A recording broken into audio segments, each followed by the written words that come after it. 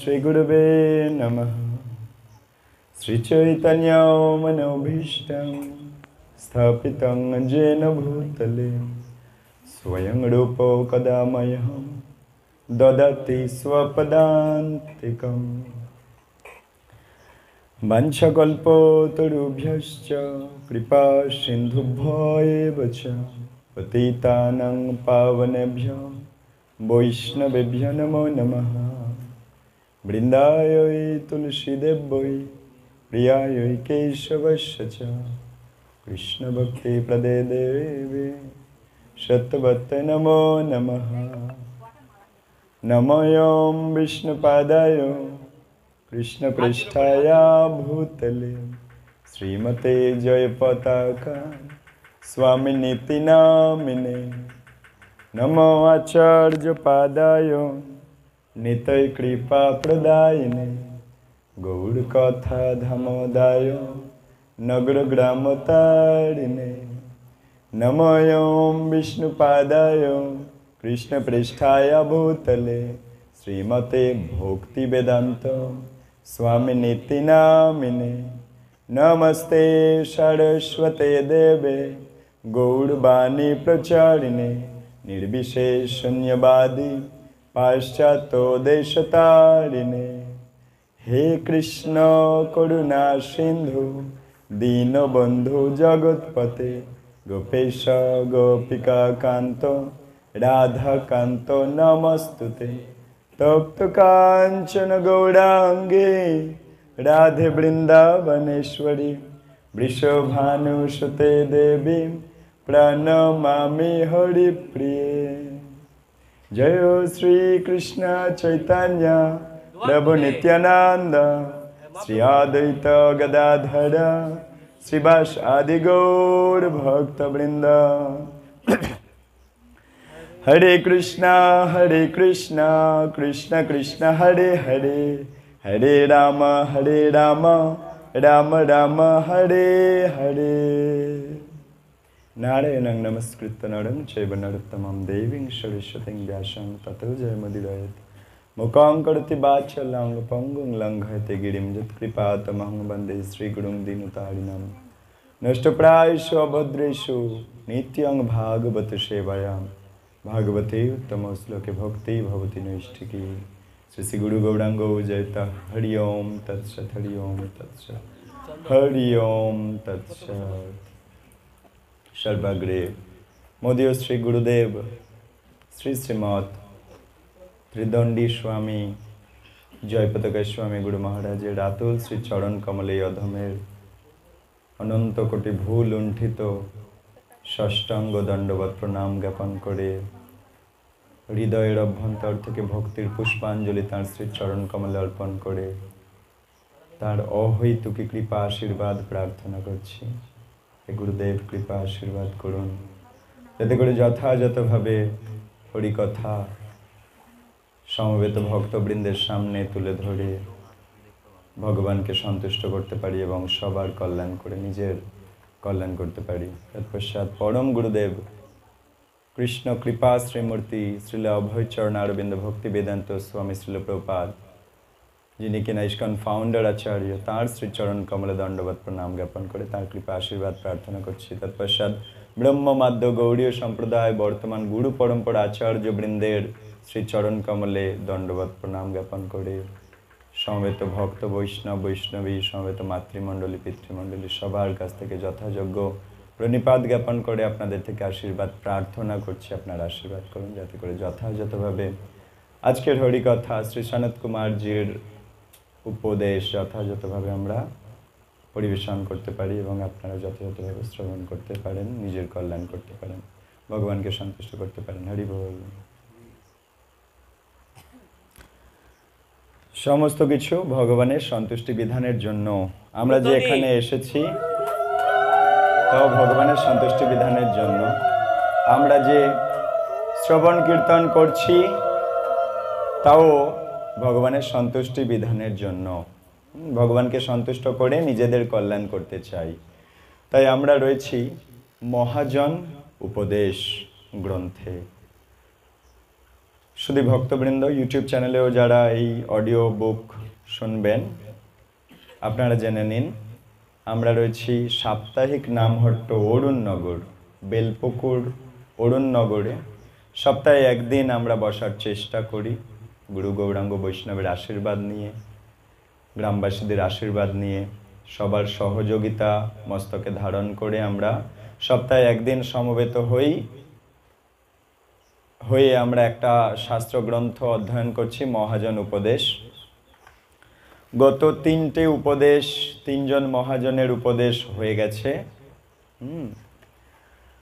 YouTube চ্যানেলের এই video description বক্সে গ্রন্থের লিংক দিয়ে দেওয়া হবে। যারা গ্রন্থটি সরাসরি পড়তে চান গ্রন্থের লিংক থেকে গ্রন্থটি পেয়ে যাবেন, গুগল ড্রাইভ থেকে ডাউনলোড করে নিয়ে গ্রন্থটা পড়তে পারেন। মহাজন উপদেশ। আজ আমরা চতুর্থ মহাজনের মধ্যে প্রবেশ করছি, সনত কুমার।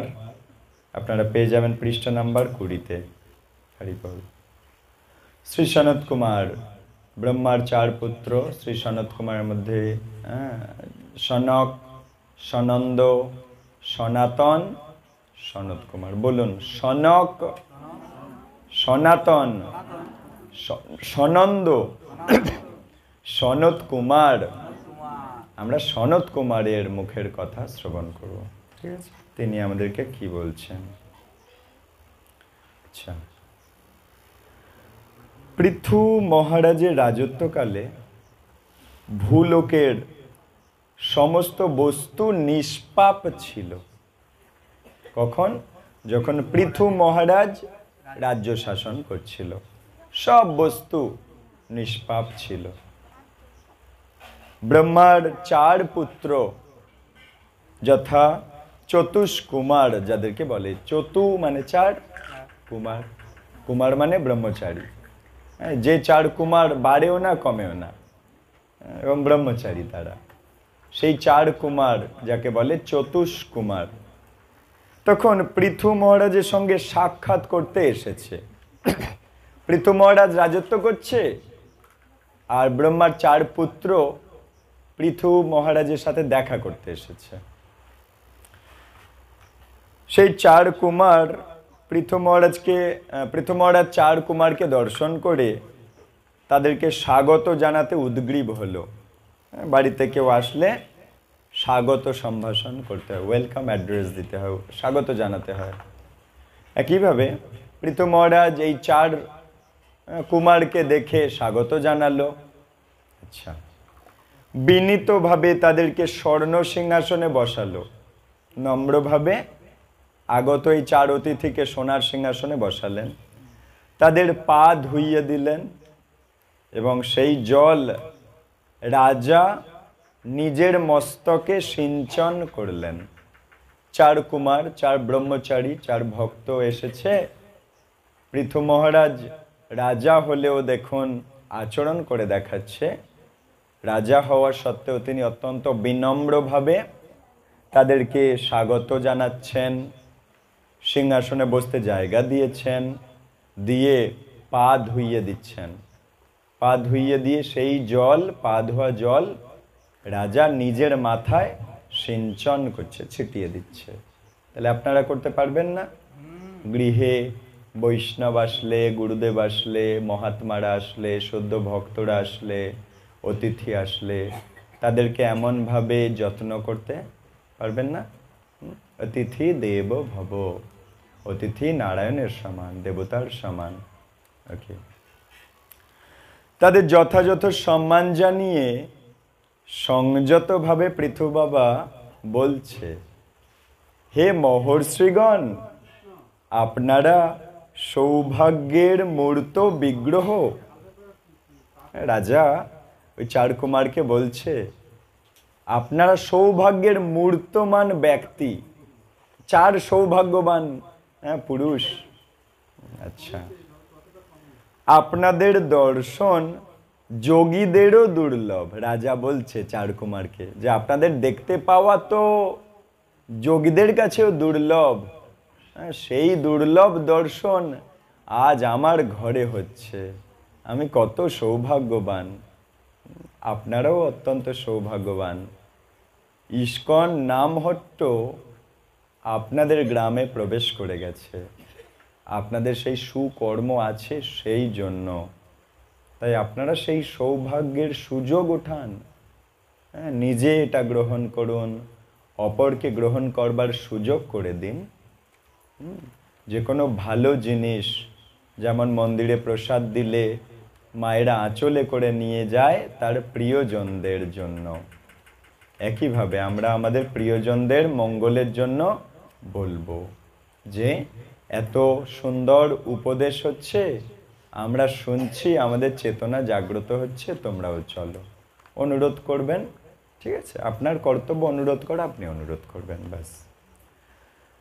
আপনাদের দর্শন যোগীদেরও দুর্লভ, জানি না কোন পুণ্যে আপনাদের দর্শন পেলাম। আপনাদেরও সেই পুণ্য আছে, তাই আপনারা গুরু মহারাজের সাক্ষাৎ প্রতিনিধি পূজ্যপাদ সুরসেন দাস ব্রহ্মচারীকে আপনারা দর্শন পেয়েছেন কদিন আগে। হ্যাঁ, আপনারা অত্যন্ত সৌভাগ্যবান। রাজাও বলছে কোনো এক পুণ্য বশে আপনাদেরকে দেখতে সুযোগ পেলাম। আচ্ছা মা, তোমরা ডিস্টার্ব করো না, সামনে বসে শোনো মন দিয়ে। সপ্তাহে একদিন মাত্র শোনার সুযোগ পাও, এই একটা ঘন্টা নষ্ট করে ফেললে আবার 7 দিন অপেক্ষা করতে হবে, তাই না? যদিও আপনারা সমস্ত লোকে বিচরণ করেন, রাজা বলছে ওই 4 ছেলেকে, ব্রহ্মার 4 ছেলেকে বলছে, আপনারা সমস্ত লোকে ঘুরে বেড়ান, তবুও কেউ আপনাদের দেখতে পায় না। আপনারা যার গৃহে আসেন সেই গৃহ ধন্য। আমি দেখেছি এই গ্রামের অনেক মায়েরা প্রভুরা সেই কথাগুলো বোঝে, খুব ভালো বোঝে।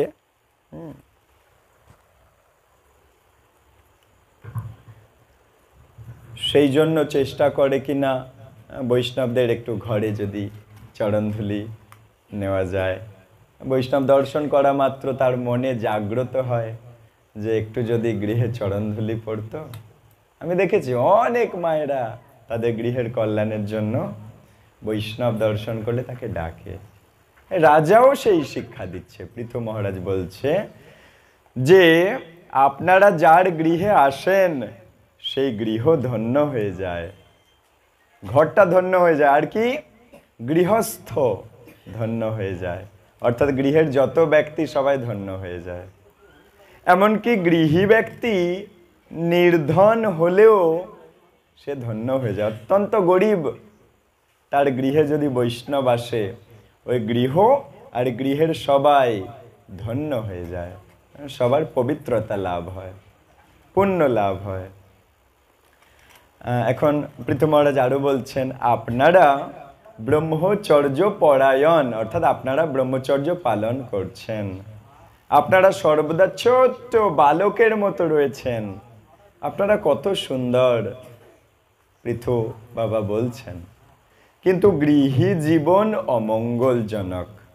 পৃথু মহারাজ গৃহী, উনি ওই ব্রহ্মচারীদেরকে দেখে বলছে, আপনাদের কোনো জ্বালা ঝঞ্ঝাট নেই, কোনো বাধা নেই, পিছুটান নেই, ঝক্কি ঝামেলা নেই, পচা জায়গার মধ্যে আপনাদেরকে বাস করতে হচ্ছে না, আপনারা ব্রহ্মচর্য পরায়ণ ব্রহ্মচারী, আপনাদের কোনো পিছু টান নেই, কোনো দায়িত্বের কোনো হিড়িক নেই, আপনারা কত ভালো। আর বলছে এই গৃহী, আমরা গৃহী জীবন কত অমঙ্গলজনক, পৃথু বাবা বলছেন।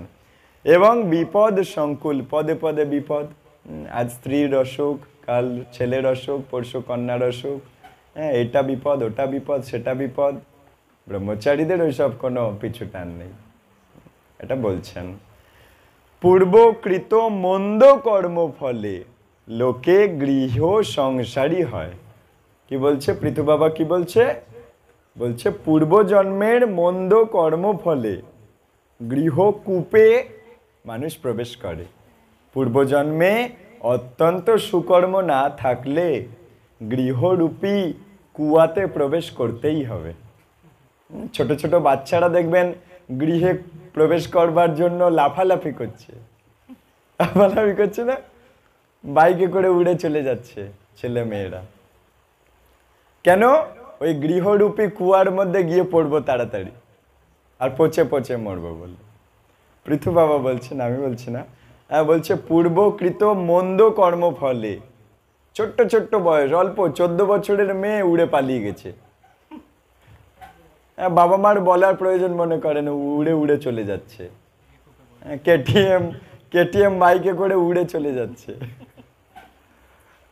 তাই এটা বলছে কেন এটা হয়? পূর্বজন্মের মন্দ কর্মফলে ওই গৃহে যাবার জন্য এত ঝোঁক, আর কদিন পর আবার বাপের কাছে ফিরে আসছে। কলিযুগে এমন বেশি দেখা যাচ্ছে। আবার নতুন কোথাও বিয়ে দেওয়ার জন্য বাবা মা পাগলা হচ্ছে, খোঁজাখুঁজির চেষ্টা করছে, লুকিয়ে চুরিয়ে আবার বিয়ে দেওয়ার চেষ্টা করছে, আবার সেখান থেকে পালিয়ে আসছে। তারপর 3 নম্বরের মাথায় বলছে আর তুই পালিয়ে আসলে আর নেব না, বাবা মা খুব শাসন করছে, তখন সে সেখানে থাকতে বাধ্য হচ্ছে। এমন প্রচুর ঘটনা আমরা দেখছি। একবার না, দুবার না, 3 বারের মাথায় বিয়েটা ফাইনাল হলো। আগের দুটো স্বামী সব ডিলিট, এইসব চলছে, কলিযুগের নাটক। ঠিক আছে? তা বলছে কিন্তু গৃহী জীবন অমঙ্গলজনক, বিপদ সংকুল। মানুষ এই ইন্দ্রিয় সুখের তাড়নায় কত রোগে ভুগছে। ইন্দ্রিয় সুখ করতে গিয়ে কত রোগ। বিবাহের আগে মেয়েদের অত রোগ থাকে না, যেই বিবাহটা হলো তারপর থেকে কত সব গোপন গোপন রোগ ধরা পড়ছে। কেন? শুধু ইন্দ্রিয় সুখের পিছনে দৌড়ানোর কারণে। শোনেন, পূর্বকৃত মন্দ কর্মে লোকে গৃহ সংসারী হয়। তাদের কি মঙ্গলময় পারমার্থিক জীবন লাভের কোনো সৌভাগ্য সম্ভাবনা আছে? পৃথু মহারাজ জিজ্ঞাসা করছে, খুব গুরুত্বপূর্ণ একটা প্রশ্ন। ব্রহ্মচারীকে পেয়েছে আর এত গুরুত্বপূর্ণ প্রশ্ন করবে না তা হয়? বলছে এই প্রশ্নটা শুনলে গায়ে কাঁটা দিয়ে উঠবে যদি সত্যি আপনি গুরুত্ব বুঝতে পারেন। বলছে এই গৃহী যারা এই গৃহ কুয়াতে আটকে গেছে, তাদের কি মঙ্গলময় পারমার্থিক জীবন লাভের কোনো সৌভাগ্য সম্ভাবনা কি আছে? বলছে ব্রহ্মচারী আপনারা তো ভক্তি জীবন বা পারমার্থিক জীবনে প্রবেশ করে খুব আনন্দে আছেন, আর আমরা গৃহী ব্যক্তিরা এই বিপদ সংকুল কুয়াতে পড়ে পচে পচে মরছি। আমাদের জন্য কি ভক্তি জীবনের আনন্দের কোনো সম্ভাবনা নেই? ভক্তি জীবনের আনন্দ কি আমরা পেতে পারি না? কোনো কি রাস্তা নেই? আর দেখুন, আপনাদের এই প্রত্যন্ত গ্রামে প্রতিটা গৃহী ব্যক্তিকে গৃহরূপ কুয়া থেকে বের করার জন্য, গৃহরূপ পচা জায়গা থেকে বিপদ সংকুল পদম পদম যদ বিপদম, সেই বিপদ সংকুল জায়গা থেকে বের করার জন্য আপনাদের যিনি সম্পাদক, নামবটের সম্পাদক হেমেন্দ্র প্রভু, তিনি আপনাদেরকে সেই ভক্তি জীবন দেখানোর জন্য, আনন্দের জীবন দেখানোর জন্য কত পরিশ্রম করছে আপনারা কি দেখতে পাচ্ছেন? 2 নম্বর স্ট্যান্ড নেই, পয়সা নেই বলে 2 নম্বর স্ট্যান্ড নেই, নিজে পকেটে রেখে এরকম ঘাড় নিচু করে মৃদঙ্গ বাজাচ্ছে, প্লাস ভজন করছে। কেন? ওর কি দায় পড়েছে? আপনাদেরকে ওই পচা জায়গা থেকে আনন্দের জগৎ দেখাবেন বলে। আপনাদেরকে যখন সব দল বেঁধে বাসে করে মায়াপুর ইস্কনে নিয়ে যাবে, তখন বুঝতে পারবেন আপনারা কোন জগতের নাম লিখিয়েছেন।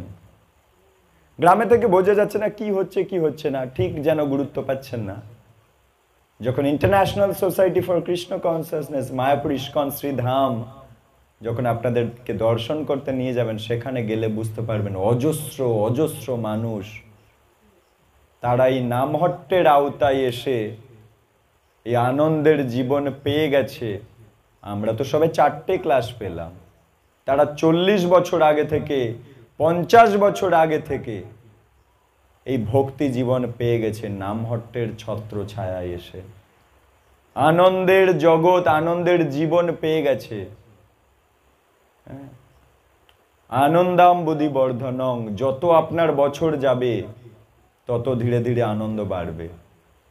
যত সুন্দরভাবে আপনি ভক্তি অনুশীলনকে গুরুত্ব দিয়ে করবেন, আপনার আনন্দ ধীরে ধীরে বাড়তে থাকবে।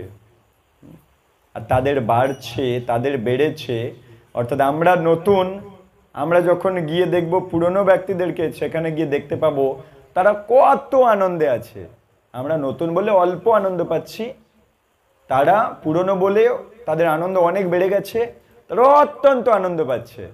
ছোট্ট ছোট্ট বাচ্চা থেকে বিরাট বড় বয়স্ক পর্যন্ত ব্যক্তি সবাই আনন্দের নৃত্য গীত কীর্তন করছে পঞ্চতত্ত্ব গৌরনিতায়ের সামনে, পতিত পাবন পঞ্চতত্ত্বের সামনে, গৌরনিতায়ের সামনে, রাধা মাধব সখী বৃন্দের সামনে। বুঝতে পারছেন? সেই পথ দেখাতে চাইছে, তাই তার অনুরোধ, সে তো আদেশ করতে পারে না কাউকে, অনুরোধ করে হাত জোড় করে, কৃতাঞ্জলি ফুটে অনুরোধ করছে মায়েদের প্রভুদের যে আপনারা এই ভক্তি জীবন কি জিনিস, এটার আনন্দ কতটা গাঢ়, দয়া করে ধীরে ধীরে বোঝার চেষ্টা করুন। কারণ সে নিজে আনন্দ পাচ্ছে, তাই অনুরোধ করছে সবাই সেই আনন্দটা লুটে পুটে খাক। ঠিক আছে?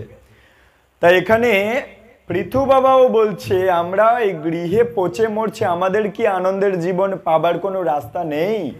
আচ্ছা, ভালো কথা।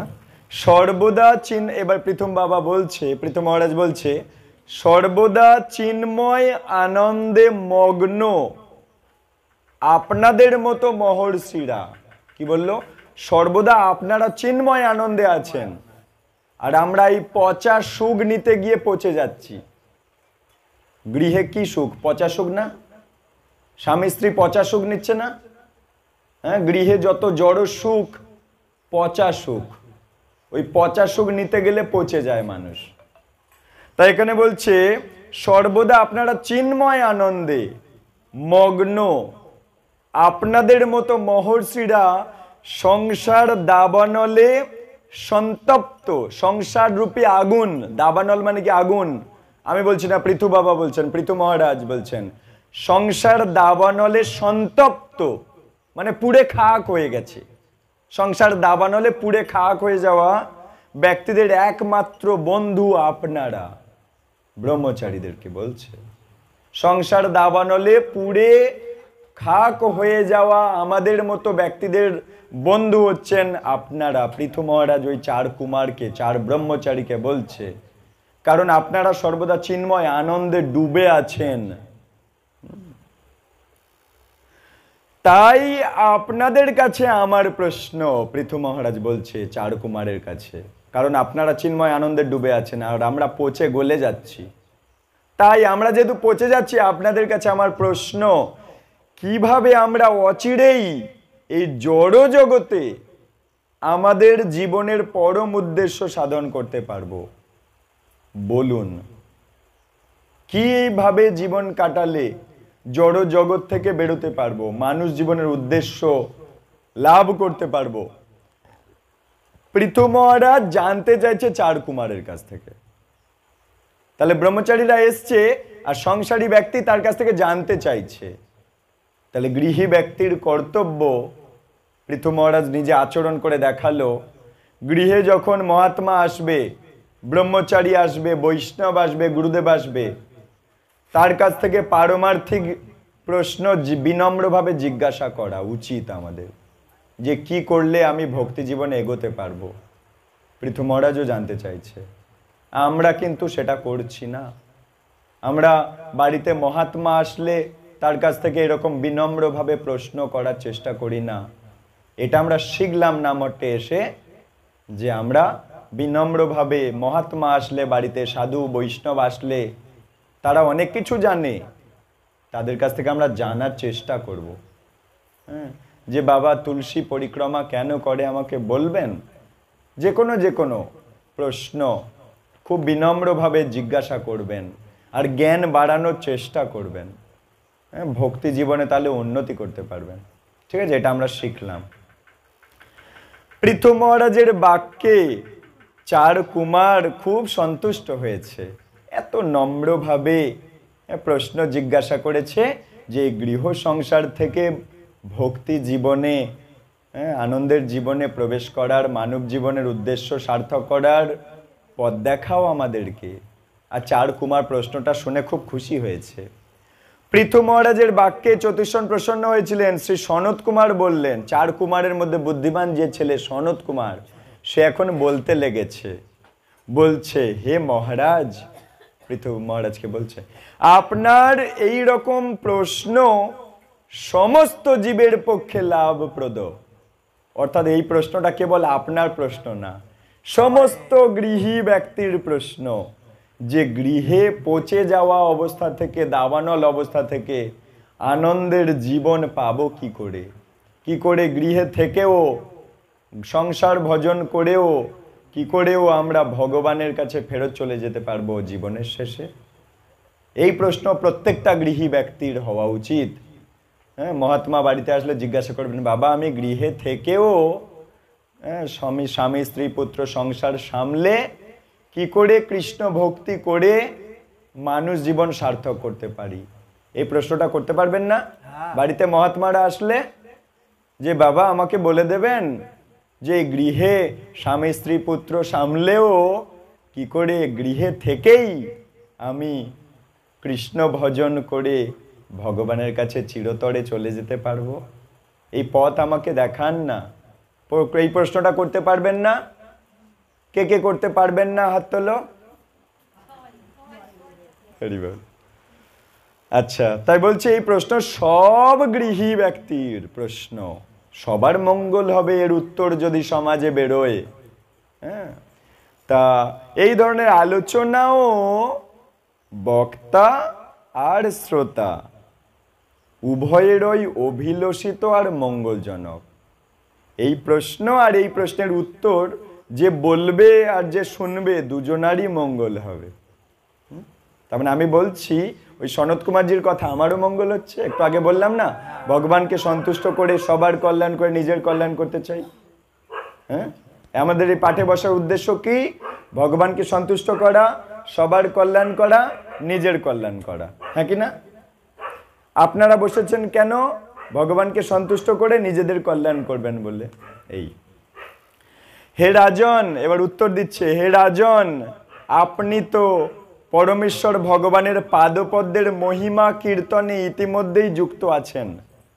দেখো, অলরেডি পৃথু মহারাজ ভগবানের ভক্ত, ভগবানের গুণকীর্তনে যুক্ত, তবুও এমন প্রশ্ন করেছিল আরো জানতে চায় বলে। তাই বলছে আপনি তো অলরেডি ভগবানের গুণকীর্তনে যুক্ত আছেন। যে কেউ যখন ভগবানের প্রতি অবিচলিত শ্রদ্ধা লাভ করে তখন আপনা থেকেই তার অন্তরের সমস্ত জড় কামনা বাসনা বিধৌত হয়ে যায়। কি বলল? উত্তর কি দিল?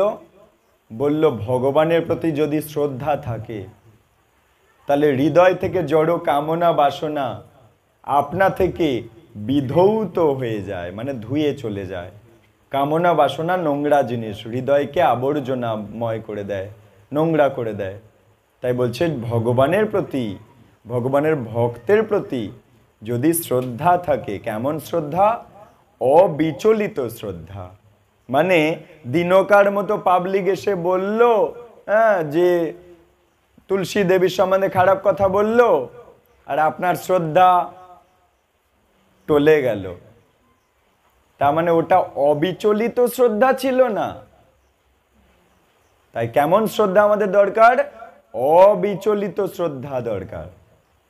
মানে যে কেউ এসে আনাড়ি কোনাড়ি কথা বললেও শ্রদ্ধা আমার নষ্ট হবে না ভগবানের প্রতি, ভগবানের ভক্তদের প্রতি, এই তুলসী মহারানীর প্রতি, শাস্ত্রের প্রতি, গঙ্গার প্রতি, গিরি গোবর্ধনের প্রতি, প্রসাদের প্রতি, বৈষ্ণবের প্রতি, গুরুদেবের প্রতি, আমাদের এই পঞ্চানন্দ দেবদেবীদের প্রতি কোনো শ্রদ্ধা যেন নষ্ট না হয়।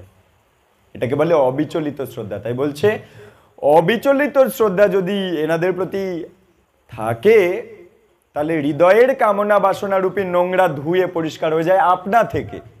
আচ্ছা, শাস্ত্রে পূর্ণরূপে বিচারের দ্বার স্থিরীকৃত হয়েছে, অর্থাৎ শাস্ত্র বলেছে মানব সমাজের কল্যাণের চরম লক্ষ্য হচ্ছে, অর্থাৎ মানব সমাজের যদি কল্যাণ করতে চাও তার লক্ষ্য হচ্ছে দেহাত্ম বুদ্ধিতে আসক্ত না হয়ে ভগবানের প্রতি গভীর অনুরাগ লাভ করো।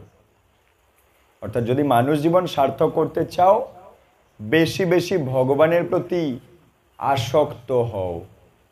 হ্যাঁ, আমরা যার কথা বেশি চিন্তা করব তার প্রতি আসক্তি জন্মায়। তা আমরা যদি বেশি বেশি ভগবানের কথা চিন্তা করব, তাহলে ভগবানের প্রতি আসক্তি জন্মাবে। তো এখানে 4 কুমার উপদেশ দিল পৃথু বাবাকে, সমাজকে, সবাইকে, গৃহী ব্যক্তিদেরকে, যে গৃহে থেকেও বেশি বেশি কৃষ্ণ চিন্তা করো, তাহলে কৃষ্ণের প্রতি আসক্তি বাড়বে।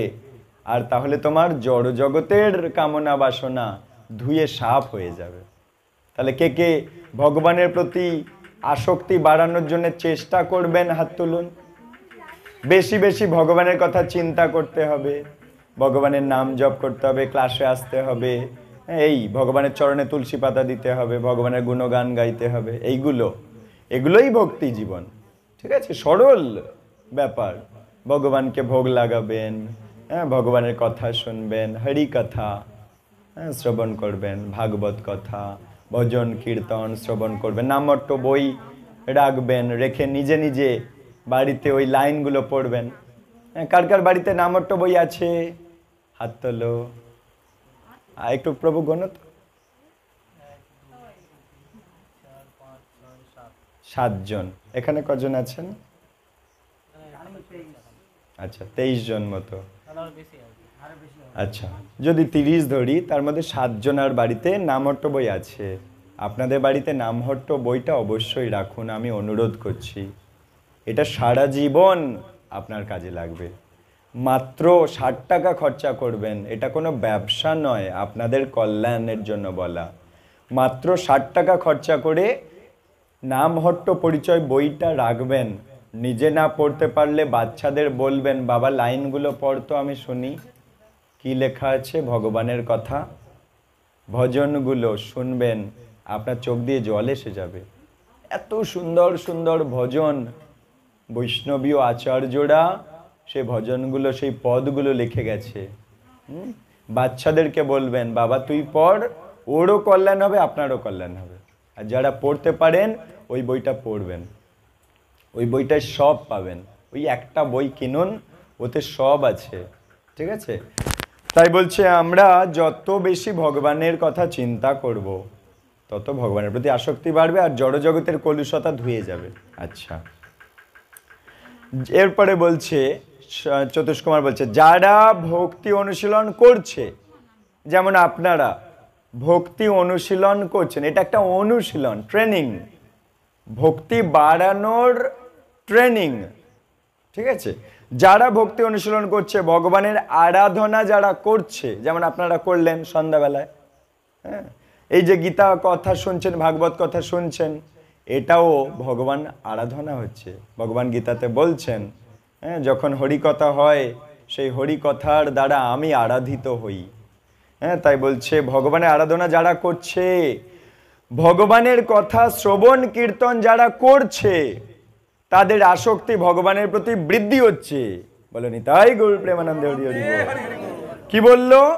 বলছে যারা ভক্তি অনুশীলন করছে, হ্যাঁ, যারা ভগবানের আরাধনা করছে, ভগবানের কথা শ্রবণ কীর্তন করছে, তাদের আসক্তি ভগবানের প্রতি বাড়ছে। পৃথু বাবা কি বলল? গৃহে আসক্তি কাটিয়ে ভগবানের প্রতি আসক্তি বাড়াবো কি করে?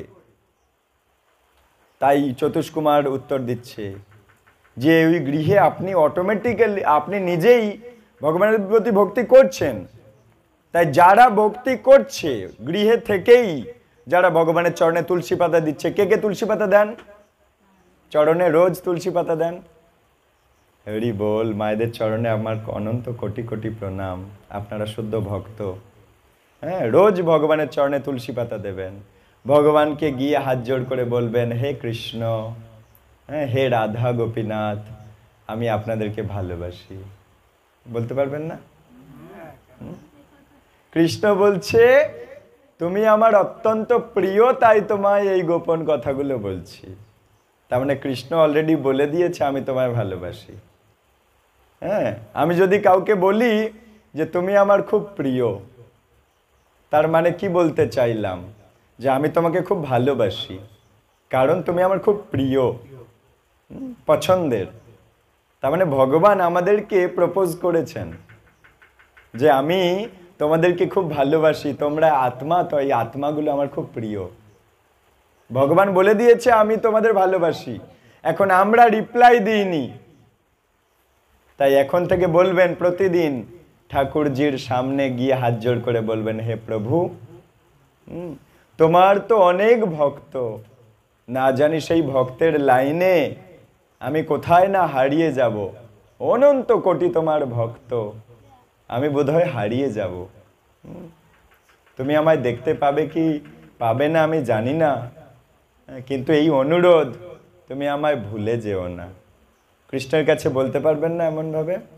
গৌরনিতাইয়ের কাছে বলতে পারবেন না, হে গৌরনিতাই, হে জগন্নাথ, আমি আপনাকে ভালোবাসি? বলতে পারবেন না? জগতে তো অনেককেই বলেছেন আমি আপনাকে ভালোবাসি, হ্যাঁ, তারা আপনার ভালোবাসার মর্যাদা দিতে পেরেছে? এই পরম পিতা, পরম সুহৃদ, পরম বন্ধু, হ্যাঁ, তাকে গিয়ে বলুন, তাহলে আমাদের কল্যাণ হবে। ঠিক আছে? আচ্ছা, পারমার্থিক জীবনে উন্নতি সাধন করতে হলে, এবার বলছে ভক্তি জীবনে যদি উন্নতি করতে চাও, ভক্তি জীবনে যদি উন্নতি করতে চাও, আচ্ছা কে কে উন্নতি করতে চান হাত তুলুন। সবাই? নাকি এক জায়গায় দাঁড়িয়ে থাকতে চান? যে ক্লাস 1-এ ঢুকেছে, 1-এ দাঁড়িয়ে থাকলে হবে? 2-তে উঠতে হবে, 3-তে উঠতে হবে, 4-এ উঠতে হবে, 5-এ উঠতে হবে, হ্যাঁ, নইলে বাবা খুব ছড়ি দিয়ে পিটবে। একইভাবে আমরা যদি ভক্তি জীবনে উন্নতি না করি, দেবী দুর্গা রূপী কড়া টিচার খুব পিটবে জনম জনম ধরে। হ্যাঁ, রোগ শোক জন্ম মৃত্যু ব্যাধি আসলে পেটাই করবে। যদি আমি পরের ক্লাসে না উঠি, পরের ক্লাসে না উঠি, পরের ক্লাসে যদি না উঠি, বাবা মা বকবে না? মাস্টারমশাই বকবে না? যদি এক ক্লাসে প্রতি বছর থাকি, বকবে না? তাহলে একটা ছাত্র, বাবা মা তাকে বুঝিয়ে দেয়, বাবা একটা ক্লাসে বছরের পর বছর আটকে থাকলে হবে না, এগোতে হবে। আর এখানে আমাদের চতুষ কুমারও বলছে, চার কুমার বলছে, যদি ভক্তি জীবনে উন্নতি করতে চাও তাহলে শোনো, এবারে উপদেশ চালু হচ্ছে।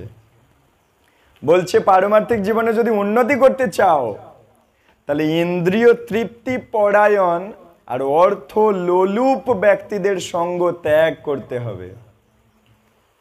যারা ইন্দ্রিয় সুখে খুব দৌড়াচ্ছে, যেমন বিড়ি খেয়ে ইন্দ্রিয় সুখ, মদ খেয়ে ইন্দ্রিয় সুখ করছে না, বেশ্যালয়ে গিয়ে ইন্দ্রিয় সুখ করছে না, বনিতালয়ে,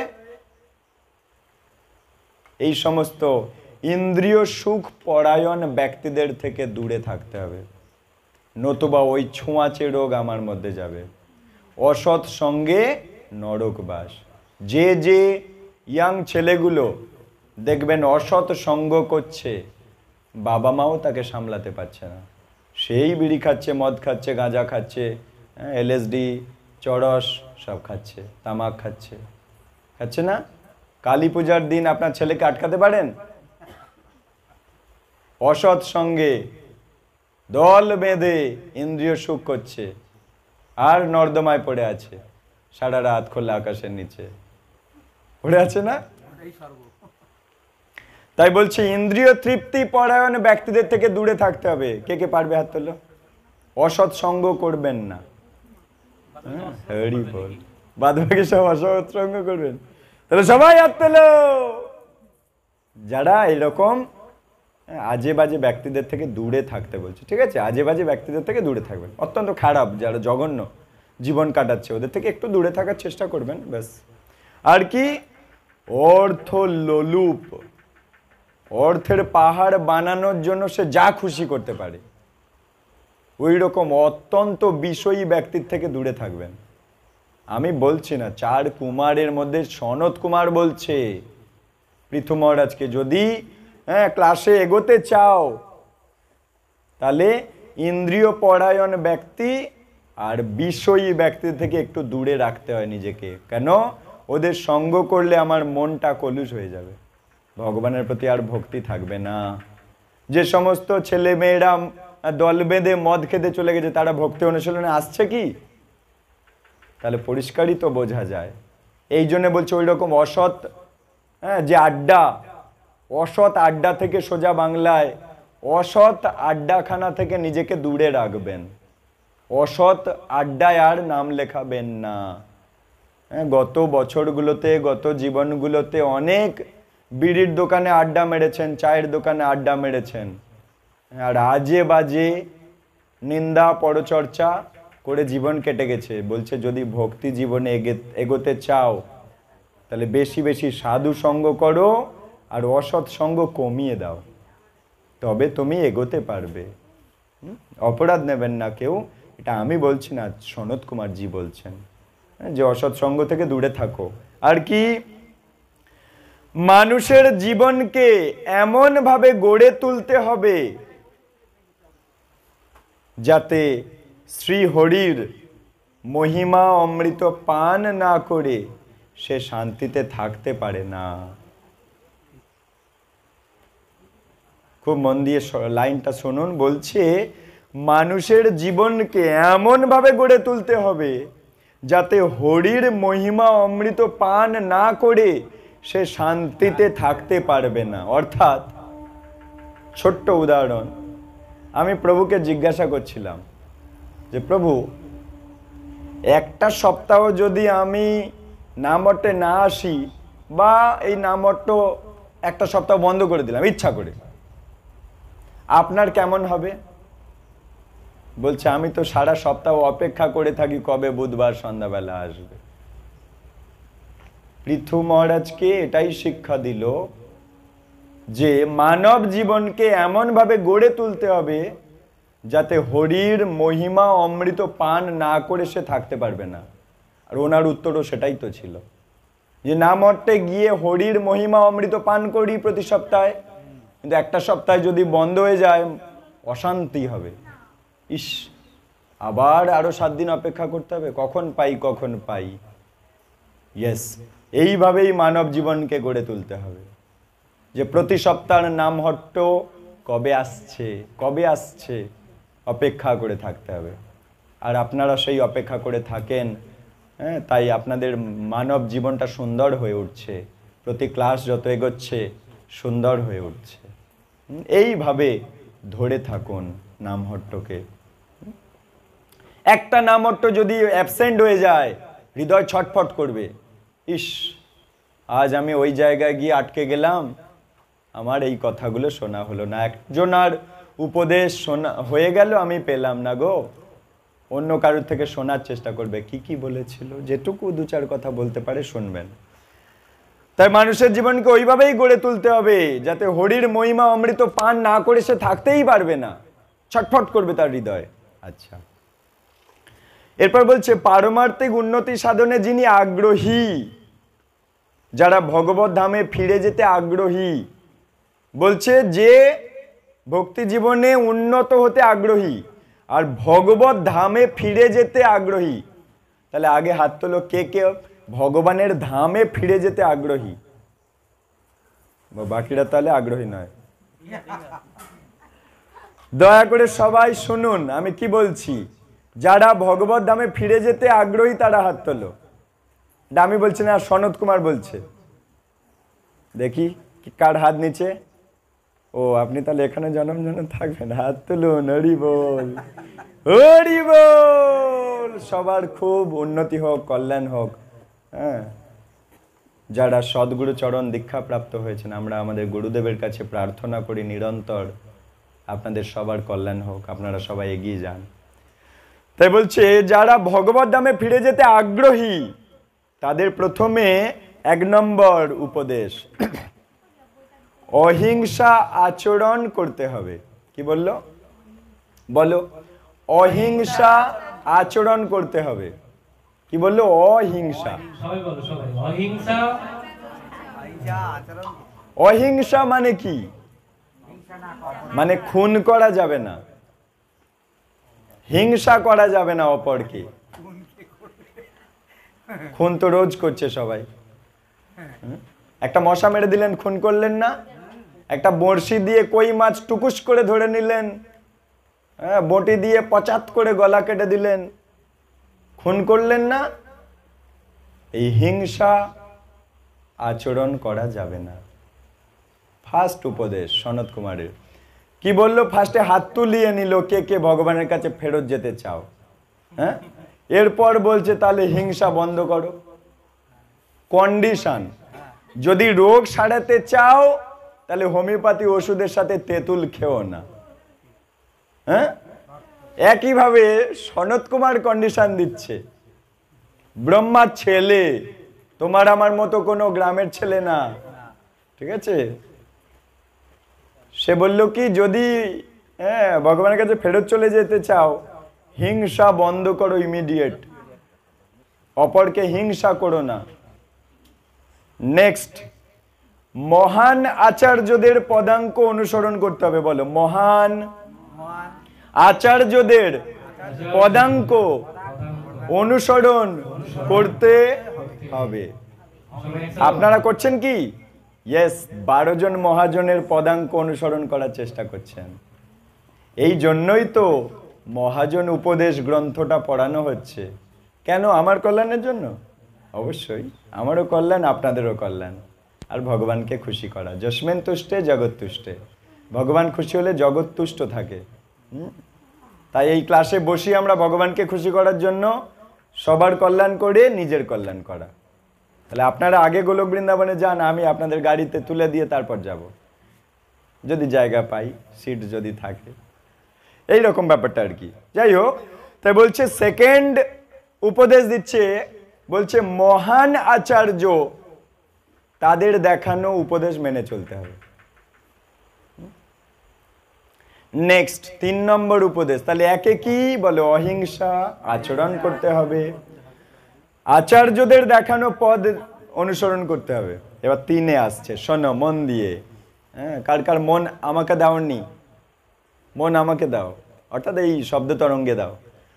সর্বদা শ্রী হরিকে স্মরণ করতে হবে। বলো, সর্বদা শ্রী হরিকে। হরি কোথায়? এপারে না এপারে? বহির নৃসিংহ, হৃদয় নৃসিংহ। বাইরে ভগবান, ভেতরে ভগবান। বাইরে অর্চা বিগ্রহ রূপী ভগবান, গ্রন্থ গীতা ভাগবতম রূপী ভগবান, গিরিধারী সেই গোবিন্দ, আমাদের গিরি গোবর্ধন, সাক্ষাৎ ভগবান। আবার হৃদয়ে অন্তর্যামী ভগবান পরমাত্মা। তাই বলছে সর্বদা হরিকে স্মরণ করে জীবন কাটাতে হবে। অর্জুন হরিকে সামনে রেখে যুদ্ধ করছে, কত বাণ এসেছে, অর্জুনকে কি ছুঁতেও পেরেছে? কিন্তু যখন অর্জুন আর কৃষ্ণ রথ থেকে নেমে গেল, রথ ধ্বংস হয়ে গেল। কেন? কারণ এতক্ষণ সব কৃষ্ণ আটকে রেখেছিল, তাই রথের ধ্বংস হচ্ছিল না। যেই কৃষ্ণ নেমে গেছে, অর্জুন নেমে গেছে, অমনি রথ ধ্বংস হয়ে গেল। যথা কৃষ্ণ তথা জয়। তাই উপদেশ দিচ্ছে, সর্বদা হরিকে স্মরণ করে জীবন কাটাও। যুধিষ্ঠির একটা ভুল করেছিল, পাশা খেলায় ঢুকেছে, কিন্তু হরি স্মরণ ভুলে গেছে। হরিকে ডাকেনি, হে কৃষ্ণ তুমি আমার হয়ে পাশাটা খেলো, আশ্রয় নেয়নি। কিন্তু দুর্যোধন ও ওর চাইতে বুদ্ধিমান ব্যক্তির আশ্রয় নিয়েছে, শকুনি। দুর্যোধনের চেয়ে অনেক বুদ্ধিমান, সমাজের সবচাইতে বুদ্ধিমান ব্যক্তি তখনকার, কূটনৈতিক বুদ্ধি। কিন্তু দুর্যোধন জানে আমি পেরে উঠবো না, আমাকে আশ্রয় নেওয়াই ভালো। তাহলে দুর্যোধন নম্র হয়েছিল, কিন্তু ওই শকুনির কাছে, শকুনির আশ্রয়ে ছিল বলে বেঁচে গেল। কিন্তু যুধিষ্ঠির আশ্রয় নেয়নি, নিজে সর্বে সর্বা। আমি পাশা খেলতে পারি, আমিও সব দেখিয়ে দিতে পারি। অহংকার পতনের মূল।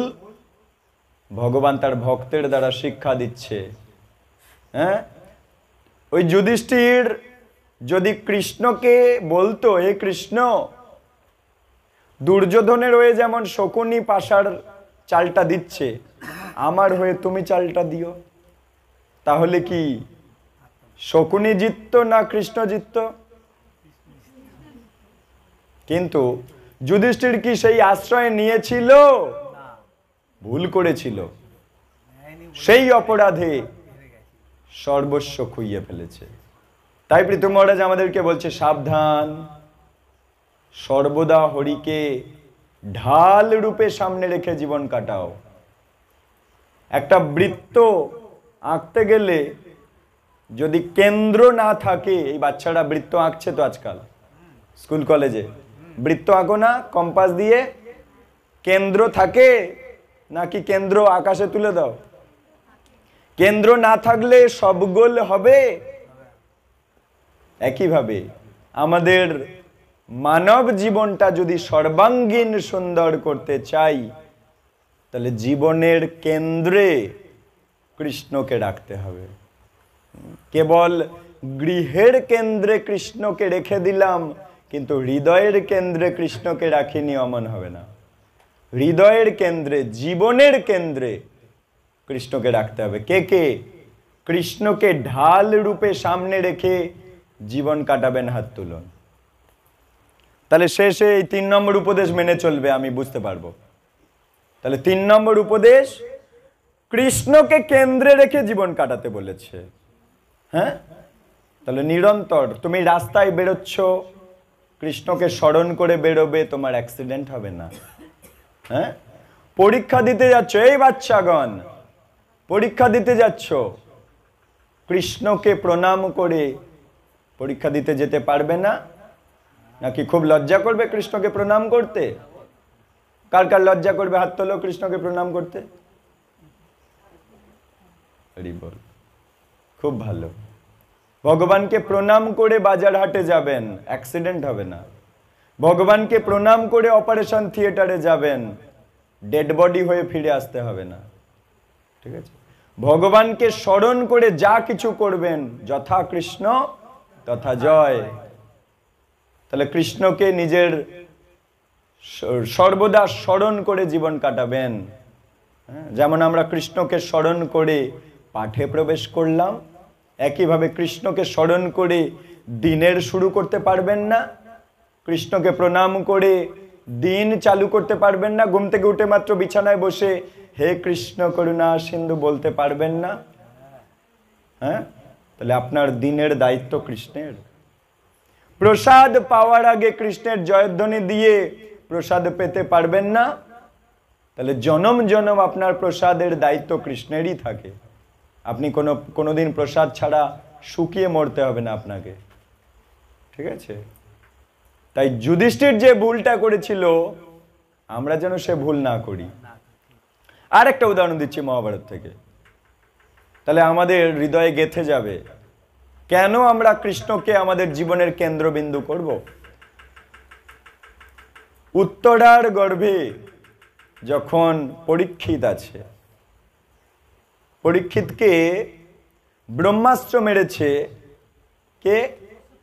অশ্বত্থামা, দ্রোণ পুত্র অশ্বত্থামা, দ্রোণাচার্যের ছেলে, বদমাস সন্তান, গুরুদেবের সন্তান, বদমাস সন্তান।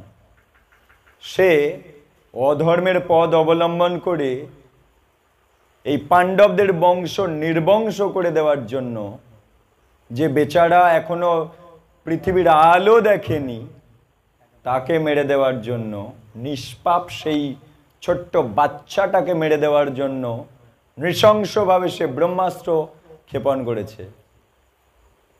তা উত্তরা যখন দেখছে যে ব্রহ্মাস্ত্র আসছে আমার সন্তানকে মেরে দেবে বলে, তখন দৌড়াতে দৌড়াতে দ্রৌপদীর কাছে গেছে। কি করি কি করি কি করি? দ্রৌপদী তখন শিক্ষা দিয়েছে যে আমি মূর্খের মতো যে ভুলটা করেছি তুমি ওই ভুলটা করো না। আমি এর ওর তার কাছে সবার আগে গেছি, কৃষ্ণকে স্মরণ করিনি, করেছি সবার লাস্টে। তুমি ওই মূর্খামি করো না, তুমি এর ওর তার কাছে যেও না, কেউ ওই ব্রহ্মাস্ত্র আটকাতে পারবে না।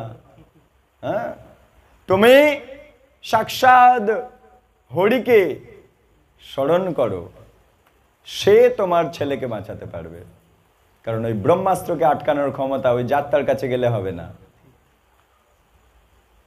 তাহলে দ্রৌপদী আমাদেরকেও কি শিক্ষা দিল উত্তরার মাধ্যম দিয়ে, যে আমরা যে কোনো বিপদে পড়ি না কেন কৃষ্ণকে স্মরণ করো, একদম তৎক্ষণাৎ কৃষ্ণকে স্মরণ করে জীবন কাটাও, মুহূর্তে মুহূর্তে কৃষ্ণকে স্মরণ করে জীবন কাটাও, আপনি জয়ী হবেন।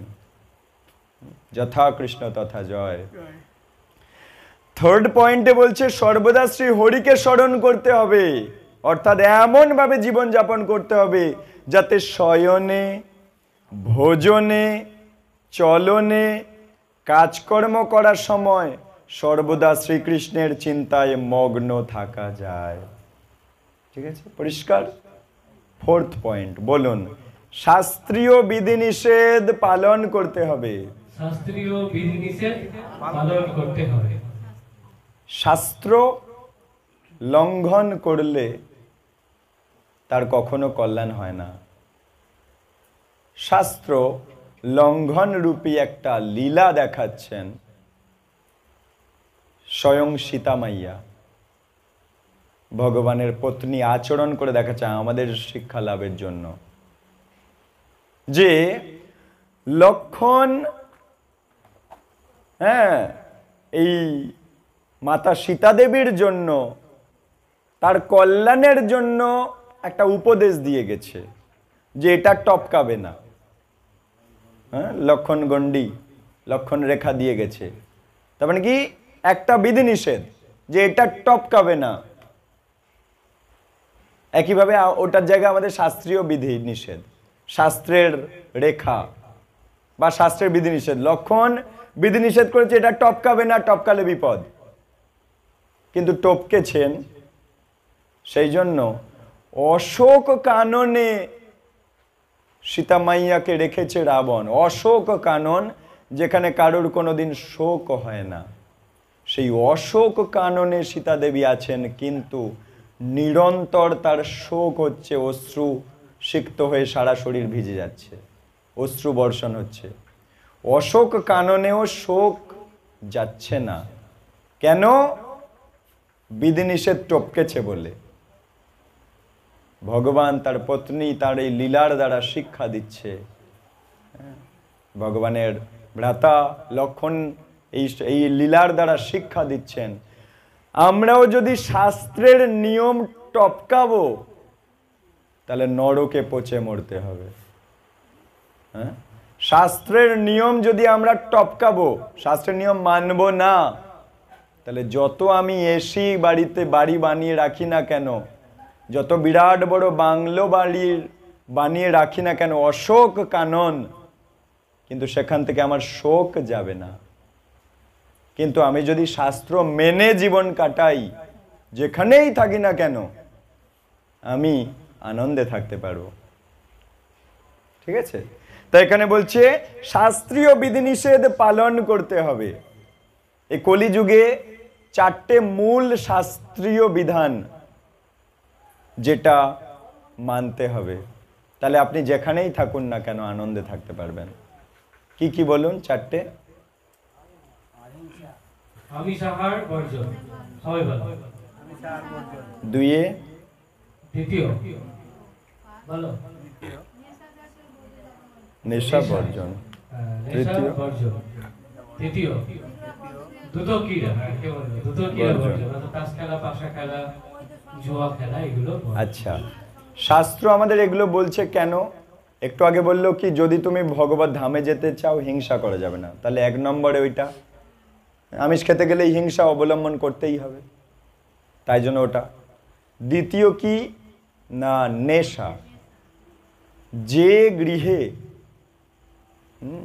স্বামী অত্যন্ত রাত করে নেশা করে বাড়ি ফিরছে, সেই গৃহের মাতাজি বা সেই গৃহে সেই স্বামীর স্ত্রী খুব খুশি আছেন? গা থেকে গন্ধ বেরোচ্ছে মদের, গোটা ঘর গন্ধ হয়ে যাচ্ছে, বাচ্চারা ওখানে আছে, তারা ওই ঘরে থাকতে পারছে না, খুব শান্তিতে আছে বুঝি। তাহলে নেশা কি আমাদের শান্তি দিচ্ছে? যে খাচ্ছে তার শরীর খারাপ হচ্ছে, প্লাস সবাইকে জ্বালিয়ে পুড়িয়ে মারছে। শাস্ত্র এই জন্য ওটা বারণ করেছে। আর এক নম্বরে যেটা, আমি যাকে কাটবো একদিন সে আমাকে কাটবে, তাহলে এই জন্ম মৃত্যু ঘুরতে থাকবে, তো ওই জন্য বলেছে ওটা করো না। দ্বিতীয়, নেশা ওই জন্য বারণ করেছে। 3 নম্বর, দূত ক্রীড়া। আচ্ছা, যুধিষ্ঠির দূত ক্রীড়া করেছিল, লীলার দ্বারা কি দেখাচ্ছে? যুধিষ্ঠির, তার ভ্রাতাগণ, তার পত্নী, তার পুরো পরিবার খুব আনন্দে ছিল ওই দূত ক্রীড়াটা করার ফলে। তাহলে দূত ক্রীড়া কি আসলে আমাদের আনন্দ দিতে পারে? শাস্ত্র এই জন্য বারণ করেছে, দূত ক্রীড়া করো না। যে বাড়িতে যে স্বামী, যে পুরুষ তাস পাশা জুয়া লুডো জুয়া খেলছে, লটারি কাটছে, কেটে সব খড়িয়েত করে দিচ্ছে, সেই গৃহের স্ত্রী সন্তান তারা কি খুব আনন্দে আছে? তাহলে বাস্তবের সাথে মেলান। শাস্ত্র কেন আমাদের এগুলো বারণ করেছে? অবৈধ সঙ্গ, যে গৃহের স্বামী তার গৃহে সতী সাধ্বী লক্ষ্মী পত্নী থাকার সত্ত্বেও পরনারীর কাছে চলে যাচ্ছে, সেই গৃহের পত্নী এবং সন্তান সন্ততি কি আনন্দে আছে? আছে কি? এই জন্য শাস্ত্র আমাদের বারণ করেছে। কিন্তু শাস্ত্রের এই কথাটা শুনেই আর পরের দিন থেকে না মঠে আসছি না, তাহলে নিজের পায়ে নিজে কুড়ুল মারলাম। বাস্তবের সাথে মেলান। শাস্ত্র যা বলে আমাকে অপমান করবার জন্য বলে না, আমার কল্যাণ করবার জন্য বলে। এই শিক্ষাটাই মূল শিক্ষা। এটা যদি না বুঝতে পারি, বেশি দিন ভক্তি জীবন ধরে রাখা যায় না।